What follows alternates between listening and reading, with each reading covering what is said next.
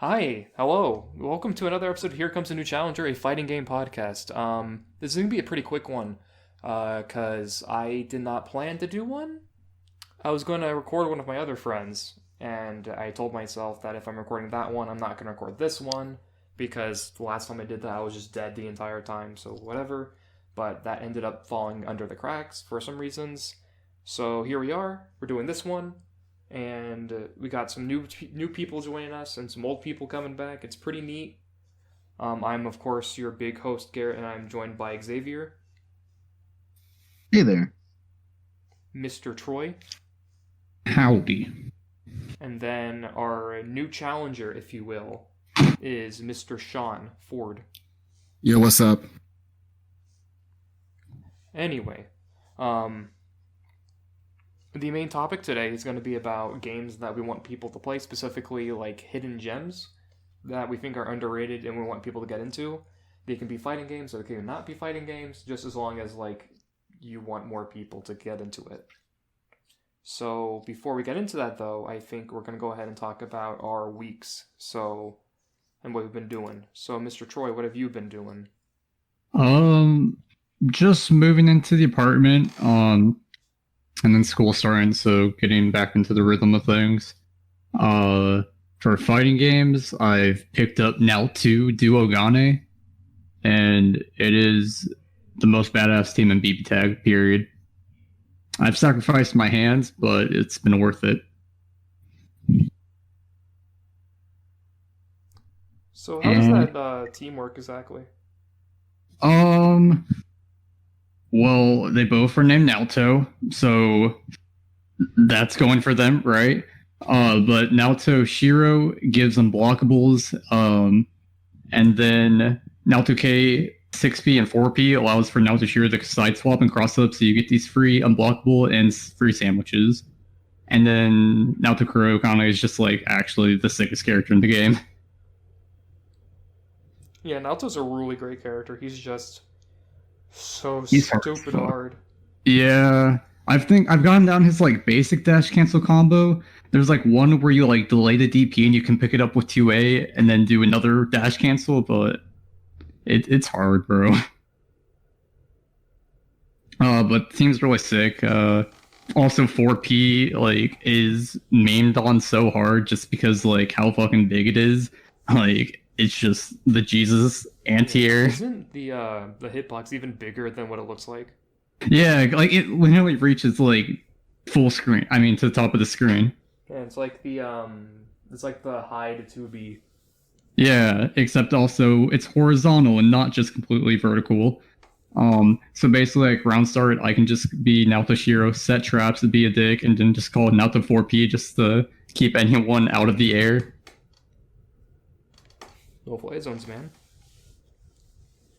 Yeah, I remember Naoto Kurogane being really, really fun in that game whenever I play him. I usually do. God, I think when I play him, I'm either doing him and Ragna or him and Hazama. Yeah, I really like the Ragna intro. But the one with just like Naoto is just like, "You ready, Naoto-san? Yeah, Hell hell yeah, yeah, let's get this Naoto. done, Naoto." Like, it's so good. Yeah, and at the end they're like, maybe we should just use last names. Yeah. It's pretty solid, I would say. What else have you been doing outside of the Duogane? Um, I picked him up in CF2 because I really want to break my hands playing a fighting game. Is Troy. No. Dude, he's so cool. I tried learning him for like a week, you remember? And like I broke So he still has like the same one frame links for his dash cancels. The only real difference so far I've faced is that you just actually have to do a quarter circle motion each time for the Rekka. Yeah. So it's not. He's still really hard. He's just like a tad bit harder in CF, so it's not that much harder. I haven't played BB Tag since like the game first came out, but does Naoto's guns super still do lots of chip when you have a resonance burst on? Not as much, but it still does a lot. And then it's kind of like a knowledge check because in like resonance it does the second shot, and so you can tell if they're like gonna try to punish you for that every time. But yeah, I'm like really liking Naoto Shiro. She's kind of a dick where She just is like fishing for her mark and then insta kill you.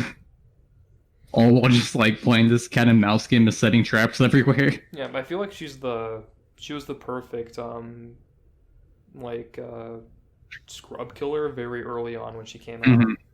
Because I remember I played her when she really... came out, and then I would just do just drop traps everywhere and then just shoot from a just zone of her, and then people just run into the traps instead of blocking.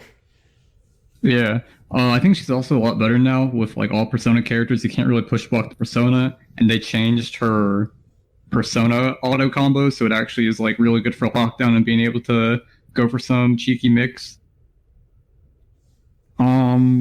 But yeah, I think that was it for fighting games. We had the first meeting this weekend just to kind of get things set up. Kind of weird with it all being online. Yeah, how did that go? Because I didn't really get to be a part of it because I was doing 14. Yeah, I think a lot of people were kind of busy, so it was like a lower turnout. We made a bunch of new channels for like future uses, and I think next week we're gonna start doing a tournament. So we'll probably get voting set up sometime this week for that. But it was a pretty casual meeting. It was kind of just like, hey, if you're available, just chill and voice chat. I think we actually played Fall Guys more than anything, though. So we're now officially the Fall Guys Club. Go on, Fall Guys is like one of the highest pinnacles of fighting games right now. Yeah, it's kind of what counts taking over FGC. Fall Guys. The only thing I care about right now for Fall Guys is whenever they actually release the eventually release the Nier Automata robot guy, Fall Guy. Because Yoko Taro is totally for it. I think that's also just because he'll get money, but... I want it so bad. And then you can feel really bad whenever Fall Guy gets eliminated now.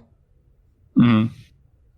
And then they can make it to where, in order to play Nier Replicant, that remaster, whenever it comes out, you're just going to have to play Fall Guys before you play it. You'll play Fall Guys and get a victory. Yeah, because then Fall Guys is going to be canon to the Nier universe. Because, like, if stage plays, musicals, visual novels, and Final Fantasy XIV raids are all canon in the raid universe, the Nier universe, then chances are Fall Guys would be too. Oh god. That's facts. So it's gonna be really funny if that happens, and Yoko tries to actually write that in, or like puts in the Fall Guys as like a Sino Alice event. Like, yeah, sure, you want like the femboy Pinocchio and like Hansel and Gretel who look cute or whatever, but what if you rather just have Fall Guy? And that's it. The different rarities for Fall Guys is like the different colors. I'd be down for that. So like pink Fall Guy is like a 1-star, and then like blue Fall Guy is like a 3-star or something like that, and then the 5-star epic one is like the blue one or something. I don't know. The green one? I don't know. It's gonna be like the red one with stripes or something. Point being, just add the stripes. That's how you get an extra rarity. That's how you can tell how rare it is if there's stripes on it too. Like that's all we need now that makes Alice the best gacha that's out there right now is just add in Fall Guys.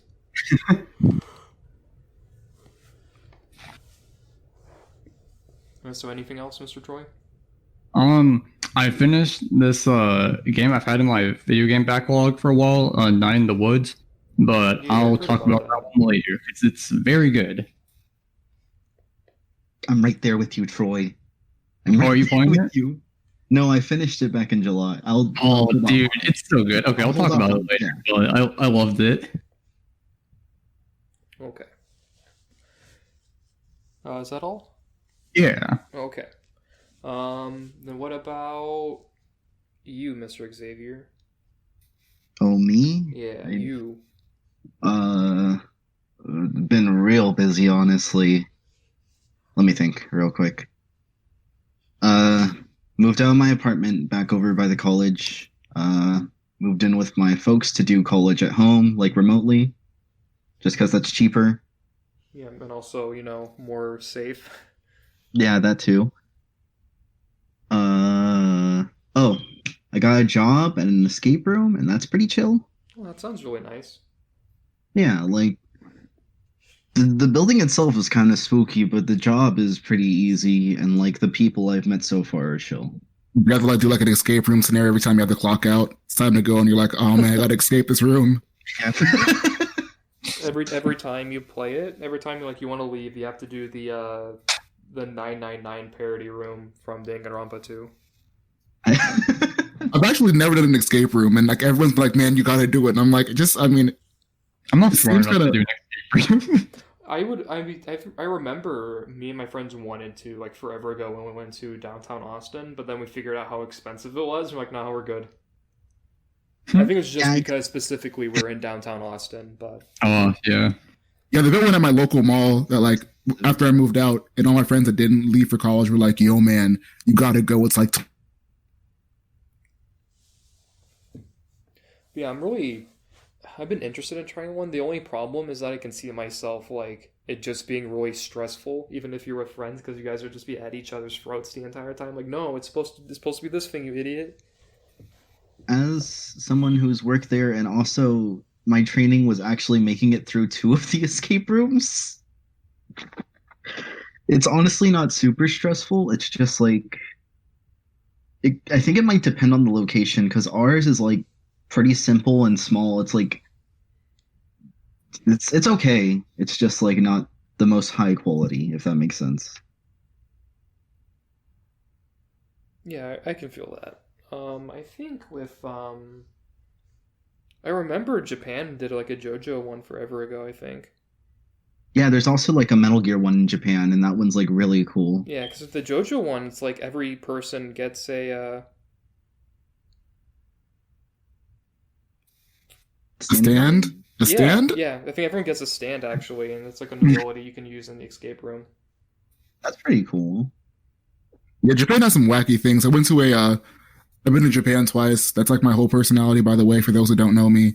The first time I went, I stumbled upon a Shonen Jump like theme park type thing that was like inside of a shopping mall.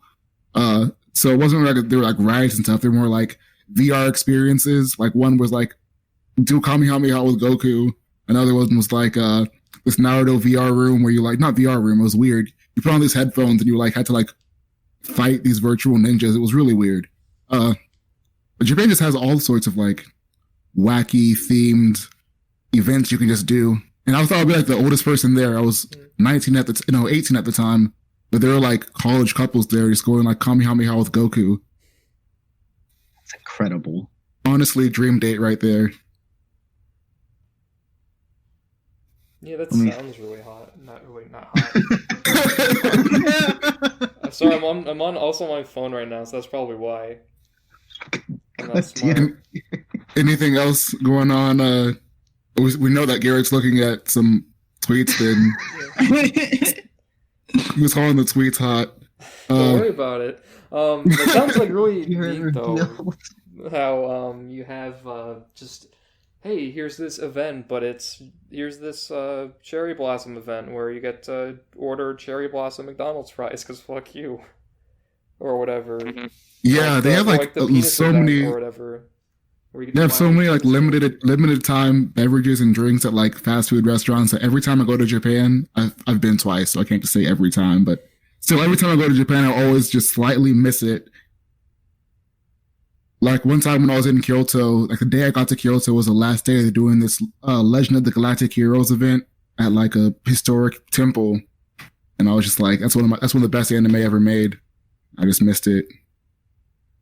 Anything else going on with you, Xavier? I'm trying to think of what games I've been getting back into recently. Because of James, I've been playing more Team Fortress 2, and that's been dumb fun. Aren't we all? Sean's there too. Let me think. I think freaking my brain lost track. Okay. I think I've been getting back into uni a bit more recently. I'm kind of picking up my Chaos and Phone on again, just kind of messing around, seeing if I can still like perform adequately with them. Hell yeah. I've actually been playing lots of Uni too, which I'll probably play after this podcast because I picked up Landrake. He's a really cool guy. Oh, I'm Drake's sorry. Super cool. Get it? Because he uses ice. Yeah. Oh, I didn't even pick that up. Gosh, dang it. mm, Man, you really do seem to pick the Android 17 of games, Sean. no, In terms of- he's just unfinished. In terms of not being good characters and in terms of having rekkas. Both. I mean, he has freeze. He can Yeah, freeze man, that people. you have to like work really, really fucking hard for. I just Don't worry, wait till don't worry. I've been playing lots of against people who play Okatsuki, and I just wait till they Tatsu and I just throw ice at them and they freeze. What Akatsuki names just be full screening Tatsuing at me. is that they should just they should update the game and make Landraki as Vorpal just to where you have ice on you at all times. Yeah. Oh, like Jin's overdrive, or Yeah, well, I mean, Jin can freeze you whenever you get hit by any of his drive stuff or his. no? That's what I want.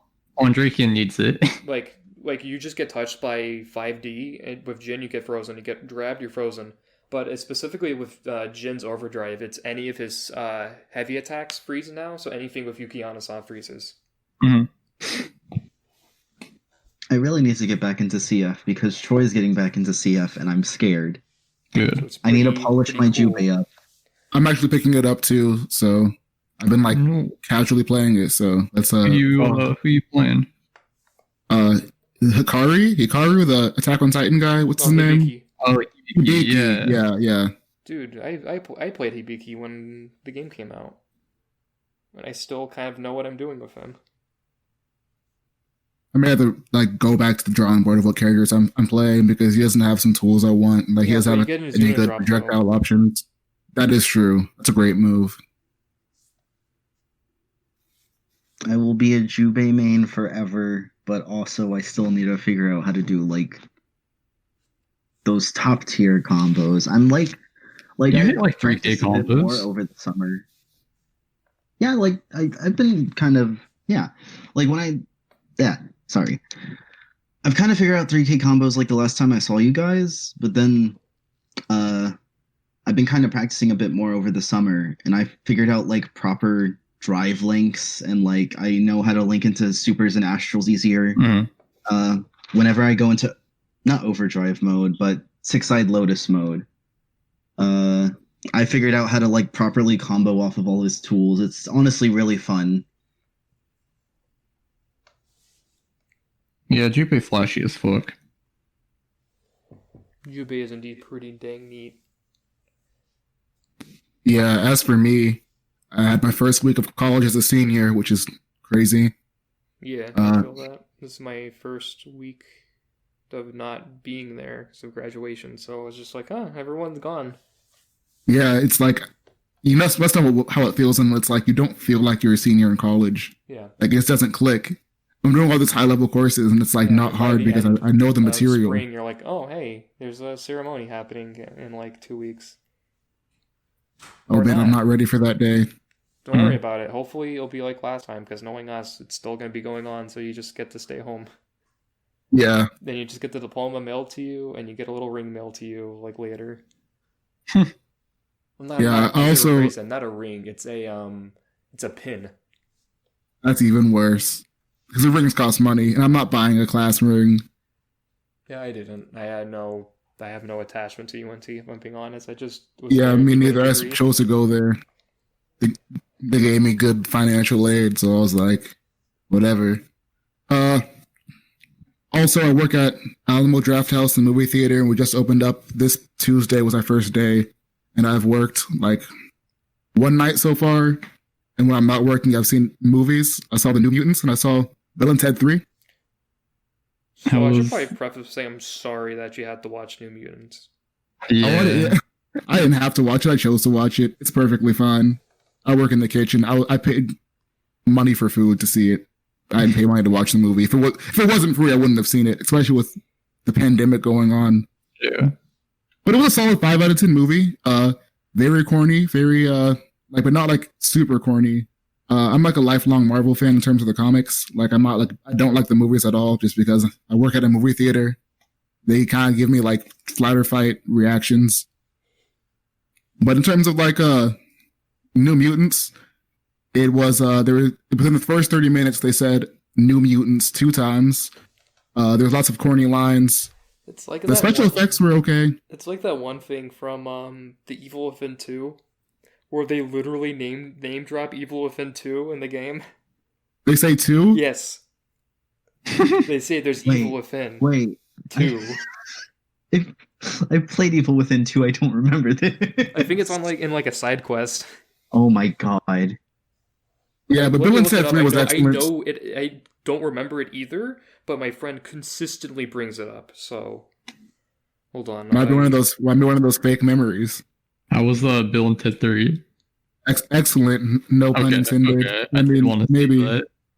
pun intended. I'm a big fan of the first 2 movies, Mhm. and they had Kid Cudi in this one playing Kid Cudi, or at least how we think Kid Cudi would be. I mean, Mhm. mild spoilers, but he's just like, they're like, how does time travel work? And Kid Cudi's like, well, you see, the quantum loop theorem right here. And everyone's like staring at him like, okay, but what'd you just say? It's like, that's exactly how Kid Cudi would be. Apparently, I just believe Kid Cudi understands time travel.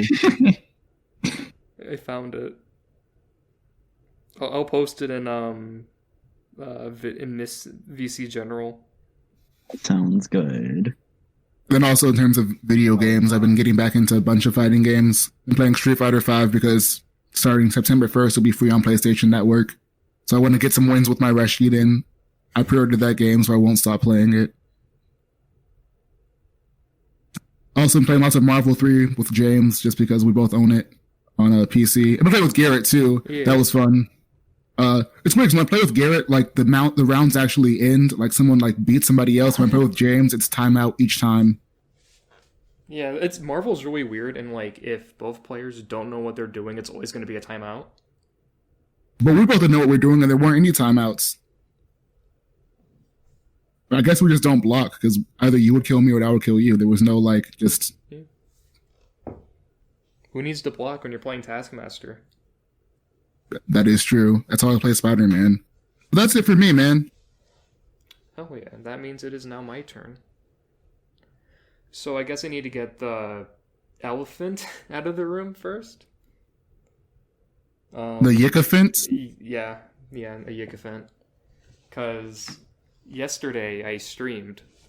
Because I was like, I have 2 hours left of this game. I'm going to finish it. I'm going to beat it. I'm going to tell myself I'm going to beat this. So I did it.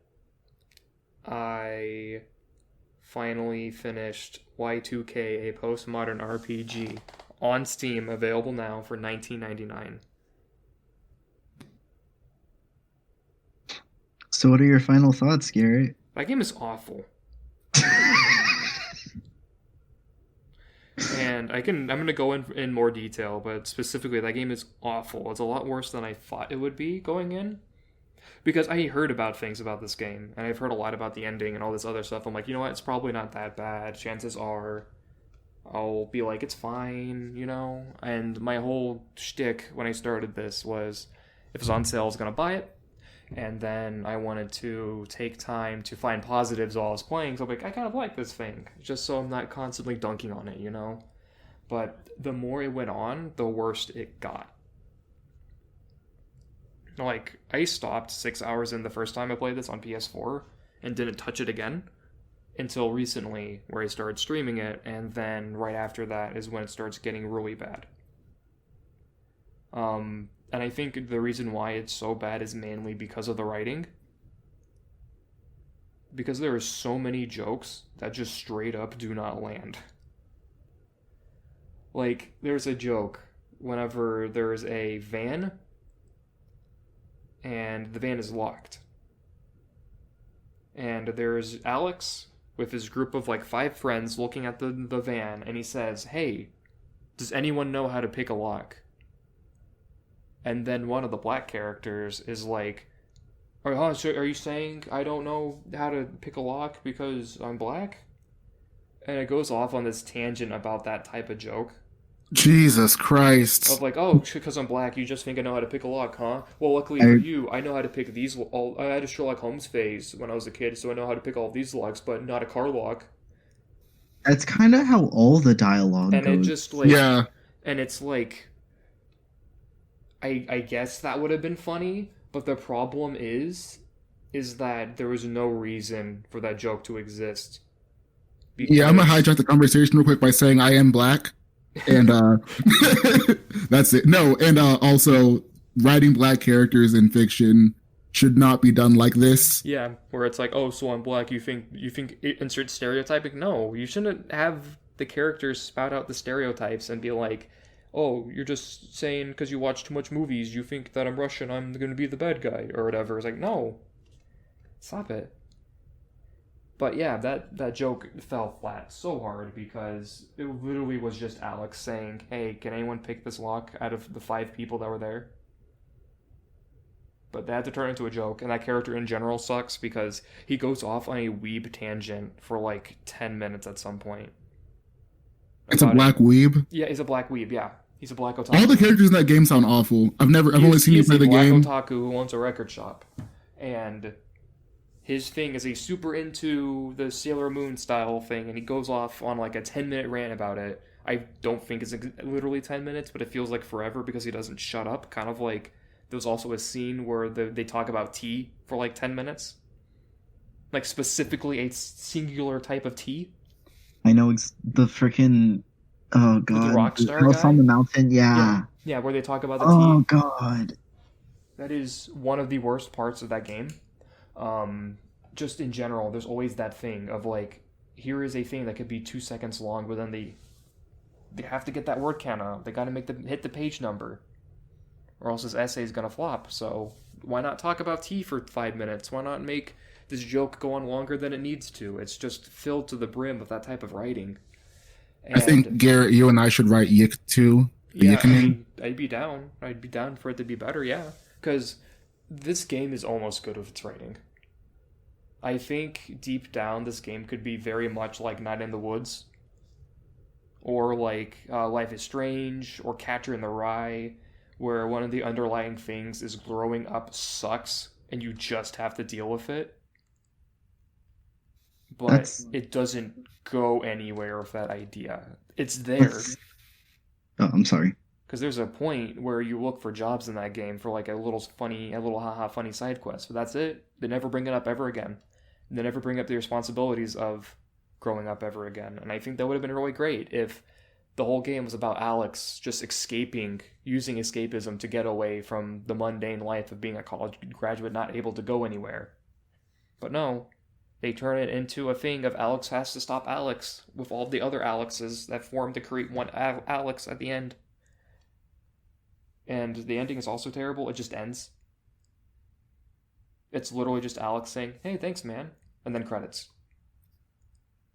Yeah, that sounds awful. Like, that sounds like how you don't end a thing. Yeah, and there is an unused ending that people have found, and it's a lot better. It's very sappy, I think, and still not great. But at least it feels like there's some ending to it, and not just, hey, thanks, and then end. Because this game has 2 final bosses, and you have to lose to both of them. I hate final bosses where they force you to lose, like in any game where it's like a boss fight and you're like, oh yeah, like you try your hardest and you lose, and it's like that's part of the story. You're like waste resources, like your potions or like whatever on the boss. It's like, damn it. So the first boss does the thing that Izanami does in Persona 4, where she slowly takes away your party members until she takes you away, and then they have like the thing everyone's saying, yo, get up, you got this, come on, man, you're gonna take it lying down. That super emotional scene, but then it doesn't happen in this one. It just ends, and then you go to another section of the game after that, and then you run into the real final boss. Like, I'm gonna fight them now, and literally I hit them once with a special attack that did over 2,000 points of damage because I am over leveled at this point, and I cleaved this entire health bar, but the boss didn't die. And I was very confused, and so I looked it up while on stream and figured out you have to lose this fight. This is And because I want to say 14 levels over the requirement, because that boss is like level 38 or something, and I'm level 52, it took so long for all my characters to die. that sounds awful. I feel like Yick should be like a critique of postmodernism because Yick falls flat. And in my personal opinion, postmodernism falls flat in every aspect of it. Yeah, well, like I don't even think it tackles anything postmodern. I think half the people that use the word postmodern don't know what postmodernism is. I think what he did is that he heard the word postmodern. It's like, oh, postmodern, that means it has to be the 90s. It's like, no, postmodern is literally an art movement that is countering modernism. That's the point. I'm pretty sure postmodernism, if I remember correctly, is like shapes and shit that aren't like conforming, and it's just really random abstract things. I think. Yeah, I know more about postmodern philosophy, and that's like in the like 19. No, I don't want to give it a year because I'll probably be wrong, but it's like Derrida and Foucault, and they all just like challenge basic ideas. Like they want to question everything and deconstruct things. It's all about deconstructionism, which falls flat once you look at it for more than 10 minutes, in my personal opinion. Yeah, I mean, the idea, like, it just doesn't work in this. I think if you're going to look at a good quote-unquote postmodern thing, then just watch Ava. Literally, just watch Evangelion. Because that handles the idea of, what if we deconstruct the mecha anime? A lot better than Alex Yick being like, but what if RPG, but Earthbound, but not Earthbound?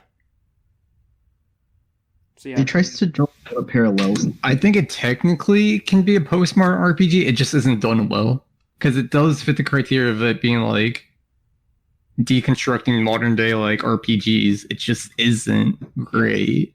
And what also hurts is that there's also a lot of modern stuff within it. So like it's postmodern by being modern.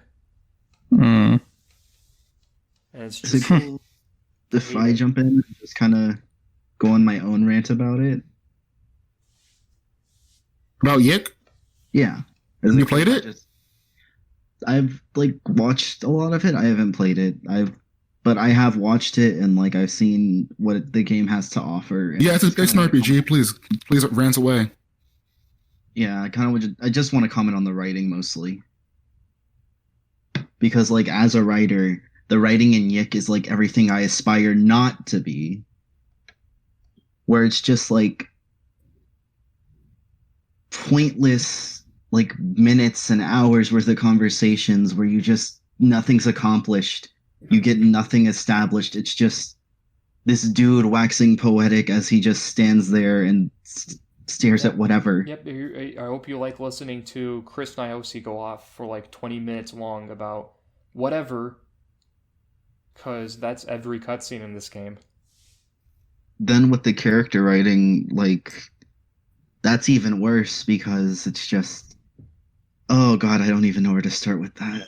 Yeah, there's a lot, man. Basically, to put a cap on it so I can continue talking about other stuff. Yeah, of course. Not great. It is very bad. I don't recommend playing it, even as a joke. Apparently there is a update coming out eventually, maybe, that they said will tool in combat and fix dungeons and some other stuff. They're not going to fix the writing because I don't think you can without like just straight up remaking the game. So I'll probably stream that when that happens because I'm very interested in seeing how that works. Anyway, I also finished Blood. I finished it. I did all the expansions for it, so now I am a certified Blood veteran as well as a Yick veteran. And Blood's a very great boomer shooter, and you should play it. I'm working through Duke Nukem right now, and that's pretty good, but not as good as Blood. I also play more Tokyo Mirage Sessions as usual, and I'm still really liking the game despite like some writing things just not being great. Just because it's very much a Saturday morning cartoon vibe with the writing, and that's not bad, but I would have liked some more stakes. Mm-hmm. Does that game feel like a Shin Megami Tensei game in terms of the story? No. Oh. No. It's very Saturday morning. It's like you and two of your friends at the very beginning find your Performa, and that turns into your Mirages, which is like Chrom, Seda, I think is the name of the girl's one, and then Kain, all from Fire Emblem. And then you join a idol corporation called Fortuna Entertainment, and everyone else there are Mirage Masters, and so you're just going around stopping all the evil Mirages from like stealing people's Performas and stuff. So it doesn't really feel like, I guess you can say it kind of feels like a Persona game, but not really. I'm hard pressed to compare it to either Fire Emblem or Shin Megami in terms of writing. I would have liked either one, but they didn't do either one. They did neither. So, but gameplay is still great because it has the classic Shin Megami of figure out what the fuck they're weak to and exploit it, with some added session stuff, as I talked about last time, and also with the weapon triangle from Fire Emblem being a thing now in that game. So yeah, that's pretty cool. There's one more thing I want to talk about. Oh yeah, I played more Control recently, and I love it. Yeah, I've been meaning to get into that game. How is AWE? AWE? Is it pronounced AWE or AWE? AWE. So, I did start playing AWE recently, and I finished Foundation a few days beforehand. And Foundation's alright. I think it's still a good expansion. It's just more Control. So if you like Control, you're gonna like Foundation. I just wasn't in love with it. That's just because AWE was happening. and I've been excited for AWE since like last year. Because if you don't know what it is, AWE is basically a crossover between Alan Wake and Control. And Alan Wake is one of my favorite games, period. It's what got me into creative writing in the first place. A bunch of other stuff, I absolutely adore it. So seeing it come back in some small way as an expansion to another Remedy game is pretty great. Everything about it so far is pretty fantastic. They brought back the same actor and voice actor for Alan Wake, so that's great. And that makes sense because he's in Control as Dr. Elizabeth Darling. But there's just a lot of great moments. They reference Mr. Scratch at one point, meaning that he's probably going to show up at some point in the expansion, which is really neat. You also start finding really weird pieces of paper, which I'm pretty sure are written by Alan Wake, because one of them is called, like, Feet or something. And when you read it, it says, "My feet have been gossiping, so I wear shoes when I go to bed. Sincerely, me." And that's it. That's He wears shoes and goes to bed? What is he, American? Probably. That's it. That's all that says. And it's like, oh, okay. And then you'll find other stuff as you go on. There's one piece of paper that I saw that's a really strong start to it. It's talking about how an FBI agent is investigating the Wake disappearance. And the name of the FBI agent is Alex Casey, which, if you don't know, Alex Casey is the name of the main character of the thriller stories that Alan Wake writes, who is an analog for Max Payne. That's pretty cool. It's really neat. There's just so much neat stuff. They implement the idea of the darkness and needing to burn it away in very interesting ways. Like, I had to fight a puzzle boss recently that's just go around the arena and put in all the little orbs so the light can go on and scare it away. And there's also, like, you'll find just pillars of darkness around, and you have to levitate a lamp to it to burn off that darkness to proceed, which is like Alan Wake. And they make little subtle neat references where you're talking to some other guy who's in the Pentopticon, I think, where all the other AWE stuff goes, or the Objects of Power, the Objects of Power. And he's referencing all these different things that you use in Alan Wake 1 as stuff, because he's like, yo, what about a flashlight, a lantern, Christmas lights? And it's really nice.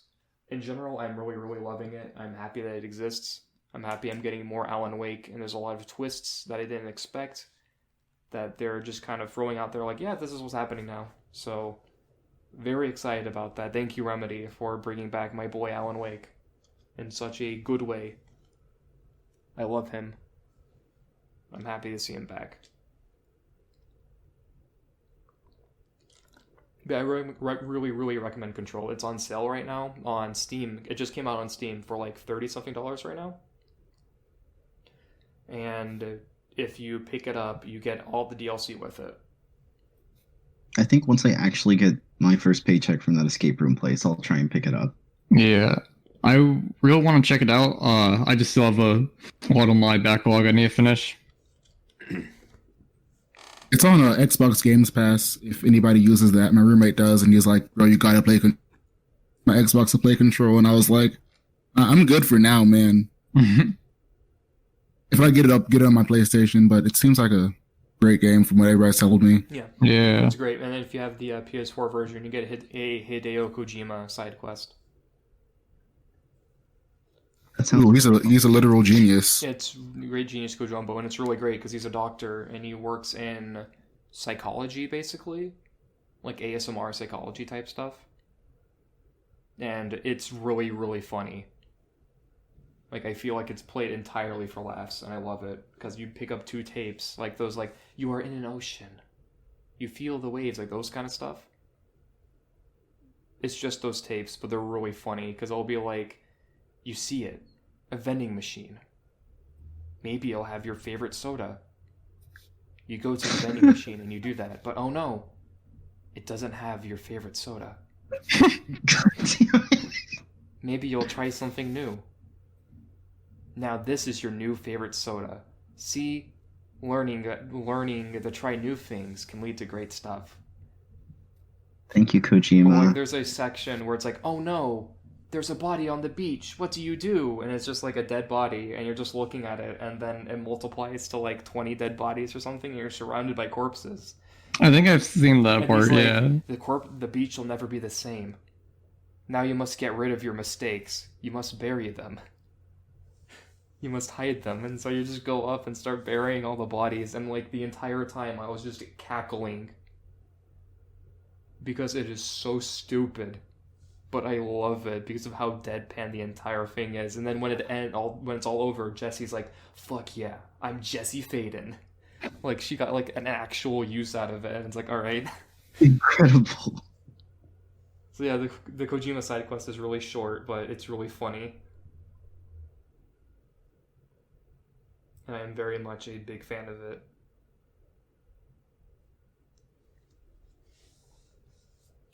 I think that is it for me. So that means we can move on to the main event, where we're going to recommend people games to play. Video games, yeah, let's go. Because I'm probably gonna make this a multi-part thing, where if I'm like, I want to do something, but I don't know what to do, I'll just do another one of these. Just so people have stuff, they can have ideas to play. So should we like stick to one genre this time, or just let it go? Yeah, I'm just gonna let it go. You guys can talk about whatever. Swag. I'd recommend, I can say, talk about as many games as you want, but I'd recommend keeping it to 2. Gotcha. So just if there's 2 games, you don't even have to do 2. If you just have 1, that's perfectly fine. There's no arbitrary limit of what you have to do or not. Okay, I definitely got my 2 games now. I know what I'm talking about. Okay. What about you, Mr. Sean? Do you have your games? Yes, I do. All right. What about you, Mr. Troy? Yeah. All right. Mr. Sean, would you like to go first? Yeah, sure. So,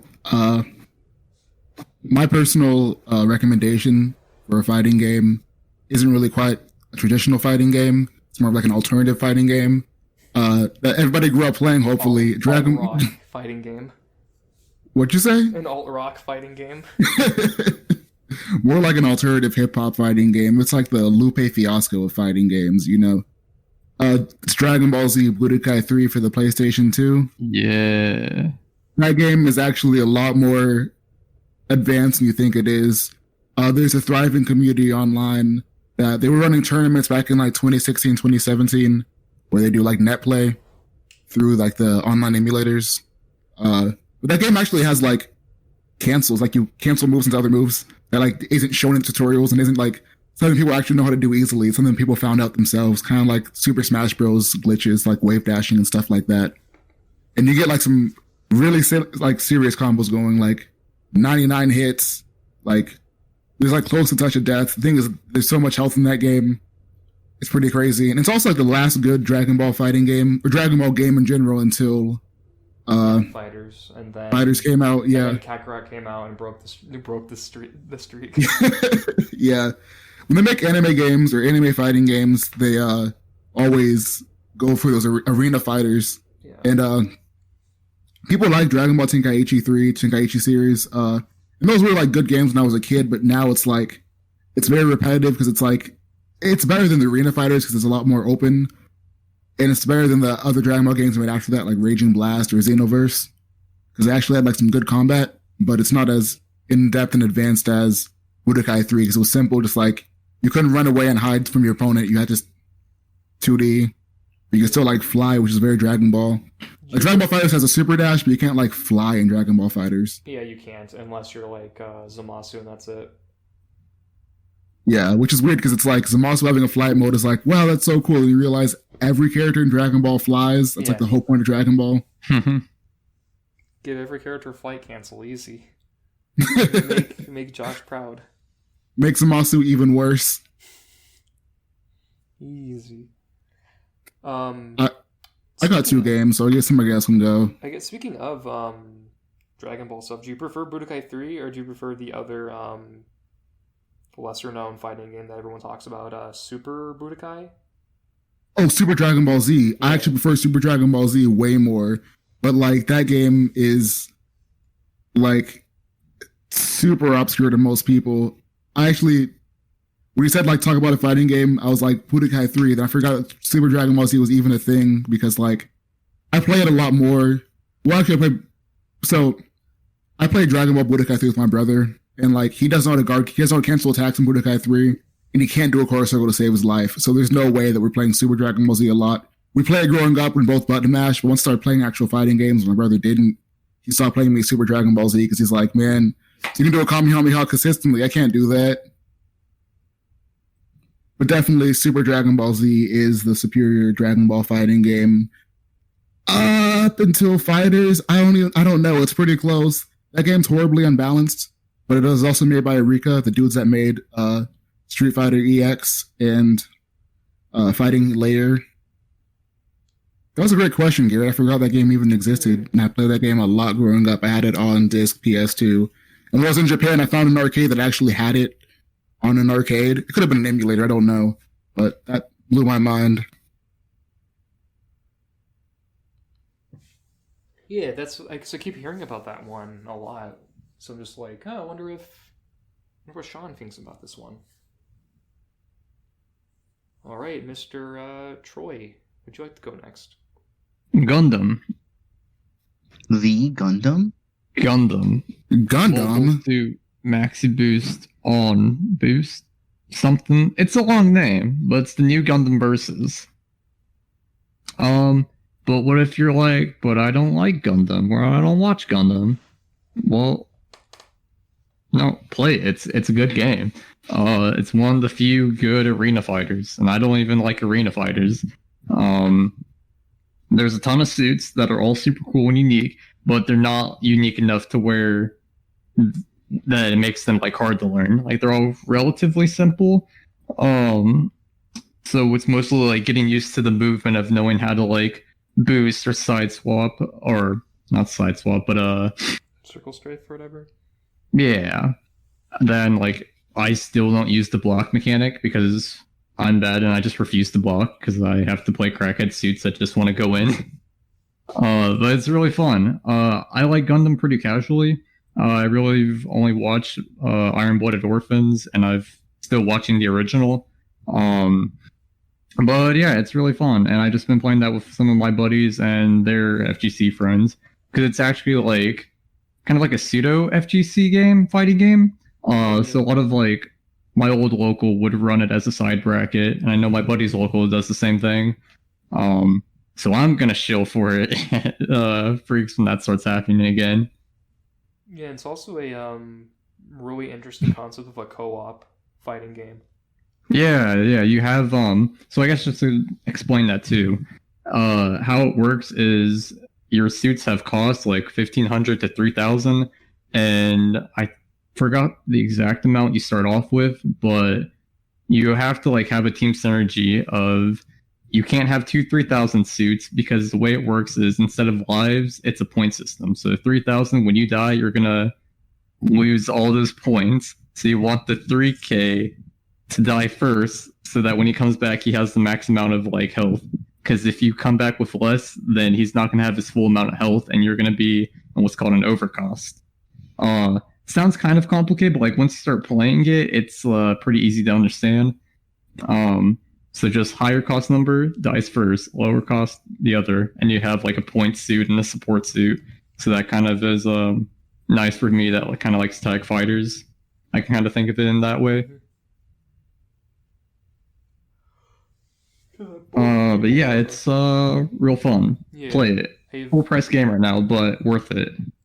I've played a little bit of it when I got the chance to, whenever I have time to, and it's fun. I like it. I honestly really like the concept of like a 2-player mobile suit game where it's like point and support. Yeah, it's really fun. Lobbies are really active, so I guess it's not like super uncommon, but in terms of like fighting games, it's more of like a pseudo fighting game to me. And then the other game isn't a fighting game at all. It's Oh yeah. I'm ready. It's not that unpopular. Night in the Woods. Just because I just finished that, so I won't talk about it. Really good. It had this thing where I couldn't get into it for a lot in the beginning because it starts off really slow, and the main character to me was kind of unlikable. She just kind of has this like they pull the thing that Scott Pilgrim does of just like having a good unlikable main character. Yeah. Mhm. Unlike Yeah. Nick. It was because like in the beginning, 'Cause I don't she's think you're not like supposed to like likable her. at all to me. She just has these like corny one-liners that's like, yeah, fuck you, mom. Kind of like stuff along that was like, I'm going against the She doesn't say that, but she's like, I'm going against the system. So it's kind of just like, all right, cool. And it's kind of like really slow in the beginning. You know there's like some kind of murder mystery happening, but you don't get to focus on it at all until chapter 3 or the end of chapter 2. And there's 4 chapters, and they're all pretty long. But as soon as like the end of chapter 2 hits, I couldn't put it down. I just like finished it all in one day. So it kind of has like a pacing issue, but it was very good. It goes completely off the deep end of like what I was expecting, and kind of has this like premise of like, oh, here are these cute characters, but you're dealing with like some mental health issues, and there is some of that, but it gets pretty dark. It gets into like real actual mental health issues, which I feel like a lot of games nowadays kind of like tease like, hey, this character has a depression, there, we did our job in like talking about mental health. But it's like, this character has some serious trauma, and they act like that's part of the reason that they're so real, is because they actually act like a character that has trauma. And I really like the games that will do that they just have these realistic characters and not just something that's kind of like bait, it feels like. And then there's this weird supernatural element in the game, so that kind of, I could take it or leave it. I think they do it well. It's just definitely not what I was expecting. Yeah, you'd probably like expected if it was more grounded, maybe. Yeah, I thought like, oh, I mean, I was gonna say Persona 4 mystery, but that's like also pretty supernatural. Yeah, with like personas. Yeah, by definition, there's literally gods there. That's like supernatural. Yeah, but like the beginning of it, you're just like, me and my friends are gonna find this murder mystery. Instead, it's without spoiling, just goes into other shit. It's good. I like the mythology of like this universe this game is in. Yeah, I've seen somebody play it. I didn't finish watching the Let's Play before it started getting crazy. There's like this really good part, because like throughout, every time you finish a day, when you go to bed, you keep having these like super weird dreams. And I really like that whole musical aspect of it. You find someone playing an instrument, they start playing theirs, so one person's playing trombone and then the violin, and it's just this big orchestra happens once the dream finishes, that once you find everyone. But it's weird, and then you finally meet like the quote unquote god of this universe, and there's this part where she's like, well, who are you? It's like, well, people keep telling me I am God, but they give me their definition of what their God is, and I am not that God. But I've been here since the beginning, and I'm gonna be here at the end. I'm like, it's good. It has a lot of interesting like mythology going on in It it. also does the what's it called? Yeah, I think I've watched up to a little bit past Halloween, I think. Yeah, that's kind of like where it starts really going I in. think that's where I stopped watching the That's- Let's Play. So I'm like, I'll start playing this eventually. I think that's actually where I couldn't put it down, because that's like the end of chapter 2 when the murder mystery's like Yeah. you actually start getting pulled into it yourself. Yeah, so another thing I do remember seeing and liking about it is the there's also that weird mini game in the game, like within the game. Mhm. That's No. that's like Hyper Light Drifter, where you go on your computer and you play that game or whatever. Hmm. Oh, the little tower game. Yeah, the that- tower mini game that's Yeah. just Hyper Light Drifter. You guys make me feel like a fake gamer because I've never heard of this game at all. What, Night in the Woods? Came out like 2017. It's Yeah. like an indie story based game, I think. I think it's like technically labeled as an adventure game, but Yeah. I think it's still an indie game. Yeah, it It's came like out like pretty 2 well or 3 done, years ago, Yeah, it's but an nobody indie really game. talked about it. though. Yeah, I really like it. It's Well, then I'm looking at a picture, but I remember it coming out. yeah. Like originally I thought like, oh, this game's cute, I'll play it eventually. And then it was on sale, and yeah. Those do it for my 2. Oh yeah. Mr. Okay. Xavier, what are your 2? All right, I've got Or 1, 2 forever many. games.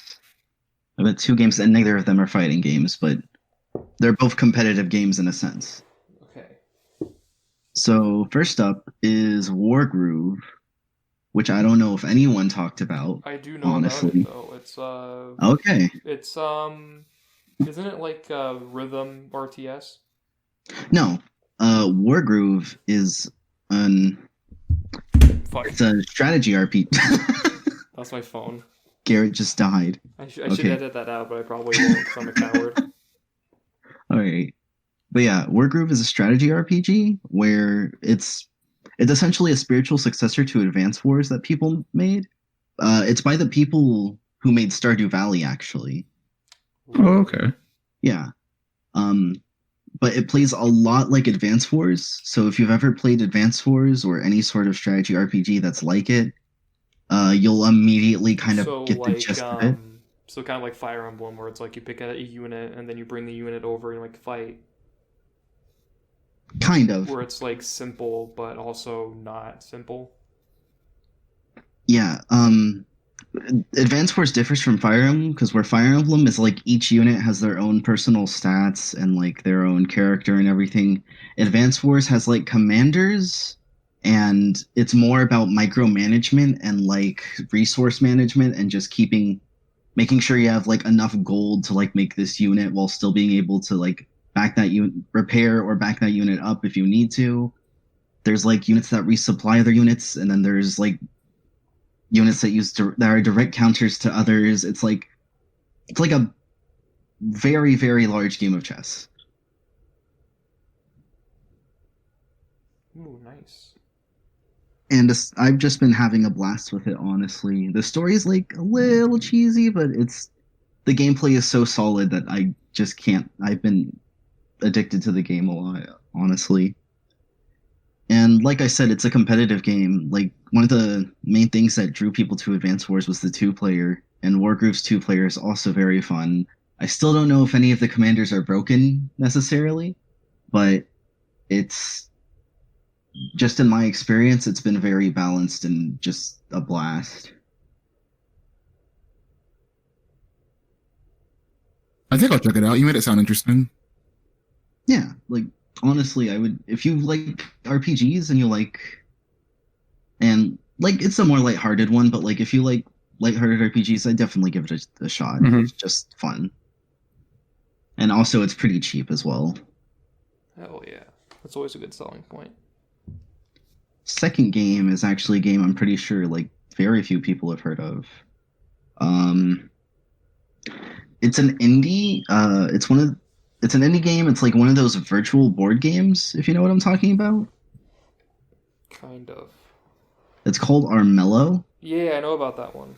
Okay, yeah, Yeah, it's with the little furry dudes. yeah. That's all I know about it. I think it's literally just that. I picked up the complete edition like last summer, and I'm like, "What the heck is this? I don't know." But it's got animal characters. I'll pick it up. Uh, it's actually just like a really fun board game. The like literally the only problem I have with it is finding people to play with. Oh, so you can't just like invite your friends like the play together thing or whatever. Just have them. Nah, you can't like. There's no like, oh, if you have one copy, it does it. And what sucks even more is that like there's no local multiplayer because every player has a hand, which kind of sucks. But like honestly, the gameplay is just very solid, and I enjoy the like variety in the characters and the strategies because like there's multiple ways to win.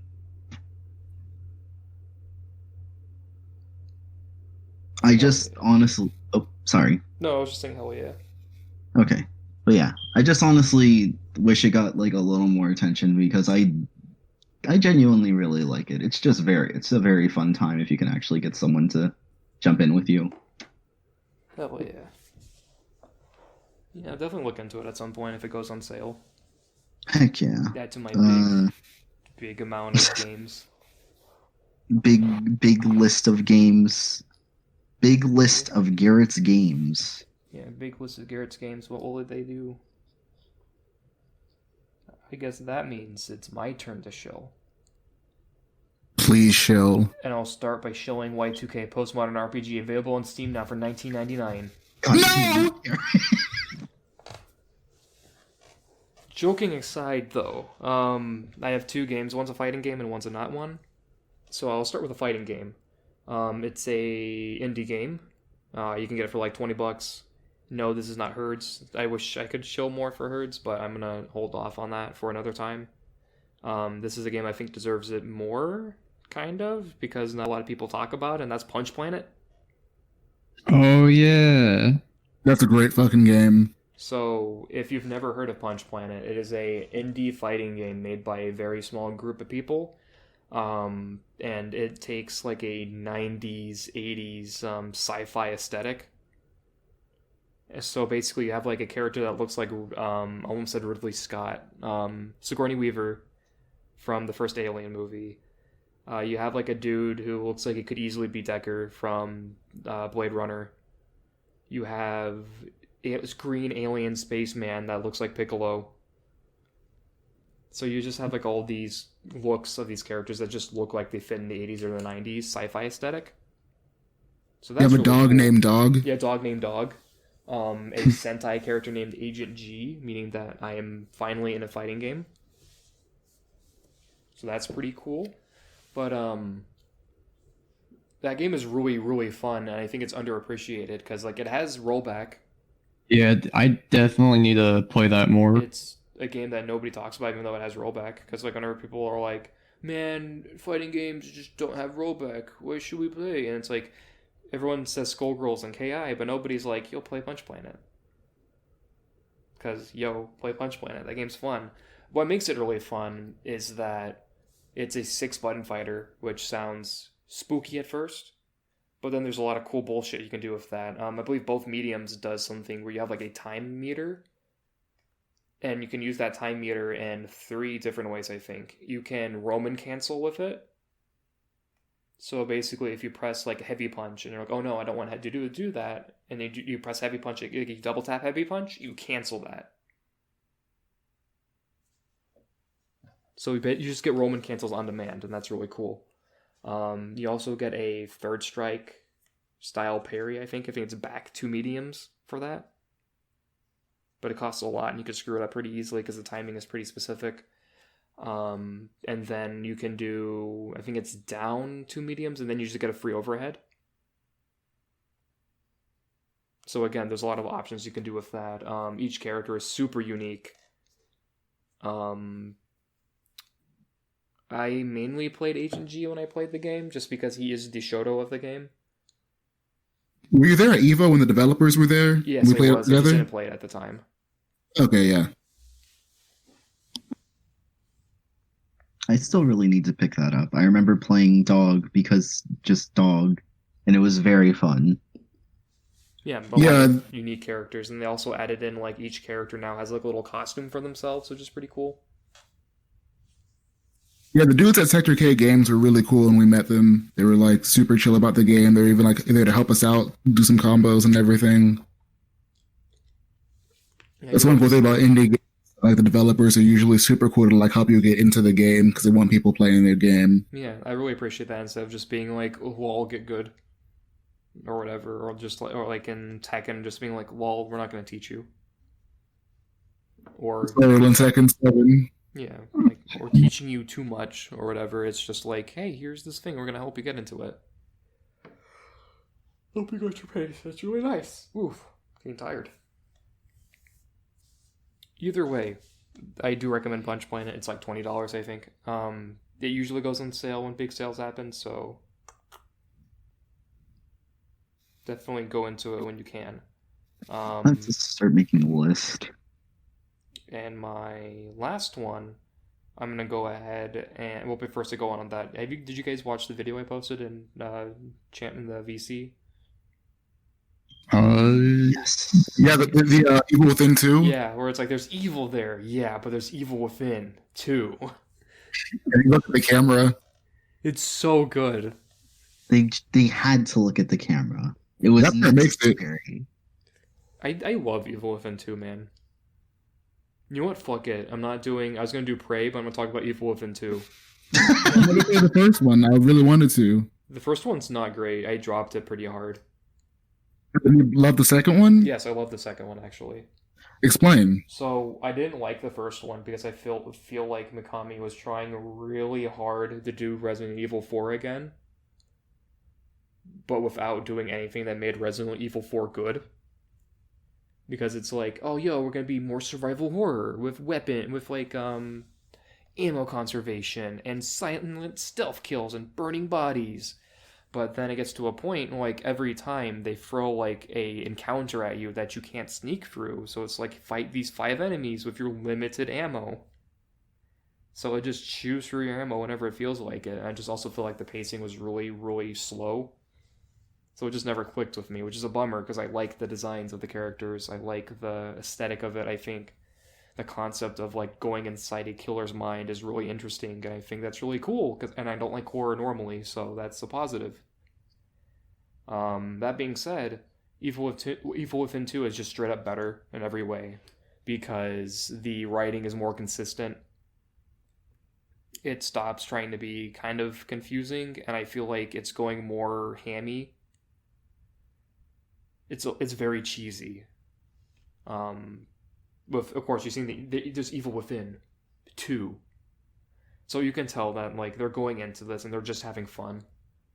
All the villains that you're into are really fun. Like there's a villain who is super into photography, and he has like these evil cameras that when they take a snapshot, it slows down time. So he could like slit your throat and then take a picture. And then you'll constantly be going through, you'll see the guy fall over like he's getting his throat slit, like going back super slow, and then they'll go back to the upright position and they'll start doing that again. So that's really cool. That's spooky. Yeah, there's also his henchman type thing called like Obscura, which is just like a walking camera with like human legs or whatever, so that's pretty fucking spooky. They ditched how the progression worked in the original game, and now it's open world-ish, which normally would make me go ew because I hate open world games, but they do this game really well because it's small. I hate open world games too, and everyone calls me crazy for that. I'm glad someone sees eye to eye with me on that. I don't like them, but it's overwhelming. Yeah, I think does it really well because it's small. It's just the town of Union. So, like, I think you go into another area after that, but, like, it's usually a really small, compact area of, like, you feel something, pick up your little navigator thing. Go over there, click it, and then you can just go to all the points of interest. I don't know. I really liked it. It made stealth make more sense. Combat is now a little bit easier to do because you have more weapons. There's still the whole ammo conservation thing, so that's fine. I don't mind that because it's better in this game because they give you more ammo to be when they put in the more action-packed stuff. I still love Sebastian as a main character, even if he is kind of generic and boring. I just like his design a lot. It's very simple detective design, and I like that. I think that's kind of it. I do recommend it. It goes on sale a lot constantly for like $20. That's when I picked mine up. I think it is worth playing 100%, especially if you want to play more horror games. And if you're a baby about horror games, this game's a good one because it's not super scary. There's just a few moments of spookiness. But yeah, I highly recommend Evil Within 2. What before we end this, I don't know what your plan is on this. What's your thoughts on the Wesker Kids Resident Evil Netflix TV show? I'm mad. I'm very upset. I think it's so fucking stupid. It's two teenage girls. Two teenage girls going through Raccoon City. Excuse me, what's happening? There's a Resident Evil Netflix series coming out being made by the Walking Dead people. And it's about Wesker's kids going into New Raccoon City and going inside a spooky mansion. Oh my god. That raises so many questions. Like the first thing, how would Wesker have kids if he's like super fascistic about like creating the perfect race or whatever? Since wasn't his kid like made in a tube or something? I don't know Resident Evil lore like that, but that sounds like Wesker. Like he has a kid. He has a kid in Resident Evil 6, but I can't remember if like he's biologically engineered or if he's like an actual kid of Wesker's. I'm pretty sure it was biologically engineered. I could be wrong because it's been so long since I played even any semblance of 6. Yeah, so it's like here's 2 Wesker kids because. Also, why did you pick Wesker specifically? Is it just because the name recognition of like, yeah, let's do Wesker? Definitely, yeah. Like, this is the dude who was like a scientist cop guy who was working for Umbrella on the down low, so then he can create the Tyrant virus or whatever in the first game. Like, and then he created all the other things like the Ouroboros. Like, what? I'm guessing they're going to figure that out and be like, oh man, Dad was evil all along or something. But you could have just easily have gone for Claire, the Redfields. Yeah, they're much more interesting too. You could have done Claire and Chris, or if not, you could have done like one of Claire's kids. I don't know. Claire and Leon finally bang, and the Redfield bloodline is preserved. He would never. I mean, yeah, he doesn't know what sex is, so probably not. He's like Dante. Yeah, he does. Chris doesn't either, I'm pretty sure. I mean, if he's a boulder, he knows a bunch of it. That's true. That's true. You make a good you could point. have gone for literally anything, I feel, or just gone for original characters. I don't know. Like it's gonna suck like every Netflix original series that's based on a property that already exists. Yeah, then, like another thing that just doesn't make any sense too is why New Raccoon City? It's like Jurassic Park World.